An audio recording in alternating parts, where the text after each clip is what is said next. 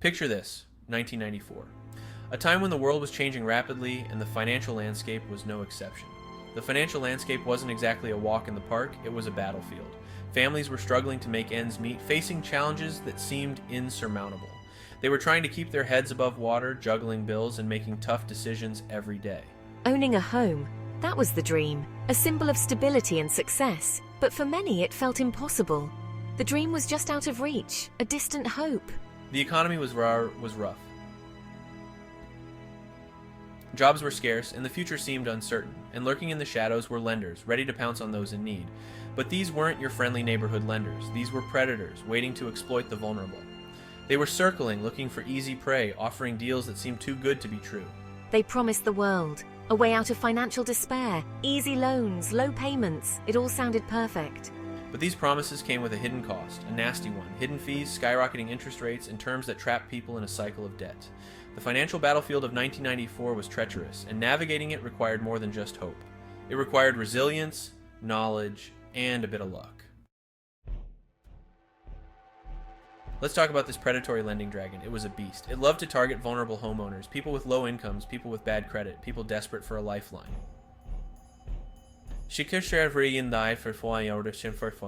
This dragon had tricks, deceptive advertising, hidden fees, balloon payments that would make your head spin.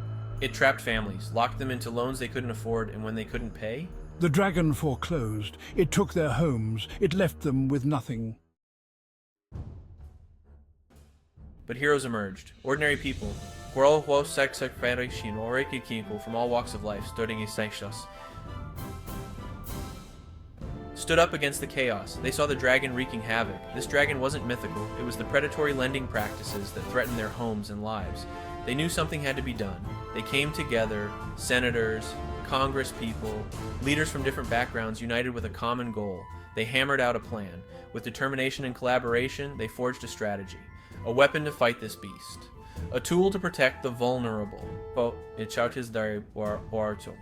They called it HOEPA, a name that would soon become synonymous with protection, the Homeownership and Equity Protection Act, a legislative shield for homeowners.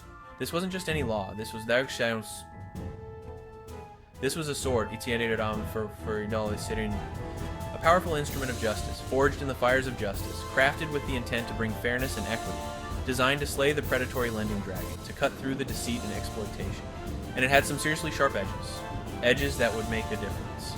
This was a weapon crafted with precision, every detail meticulously planned, aimed at protecting families and their homes, ensuring that every family could feel safe and secure in their own home.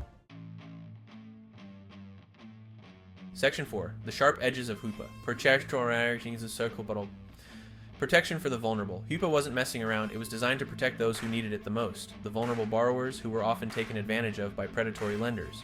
It laid down the law with a firm hand, ensuring that the rules were clear and unambiguous. First, it drew a line in the sand. It defined high-cost mortgages, setting clear boundaries for what constituted a high-cost loan. These were the dragon's favorite weapon, used to trap unsuspecting borrowers in a cycle of debt. HOEPA said, nope, not anymore.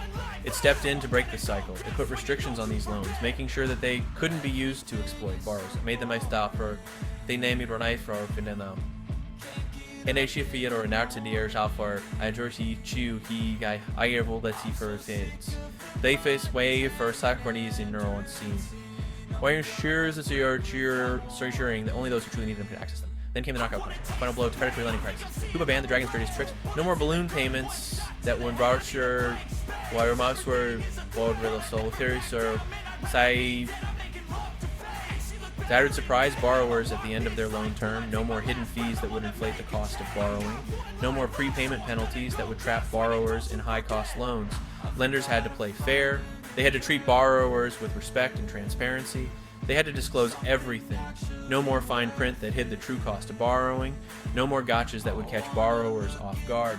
HOEPA ensured that the playing field was level, protecting the vulnerable from the sharp edges of high-cost loans. Section 5. What are signing to them? The Guardians of HOEPA, Federal Reserve and CFPB. But HOEPA wasn't just a sword, it needed guardians. Enter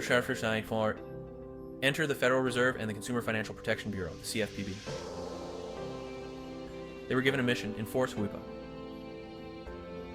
Make sure lenders were playing by the rules, protecting homeowners from the dragon's fire. And you know what? It worked. HOEPA put a dent in the predatory lending dragon. It didn't completely slay the beast, but it gave homeowners a fighting chance.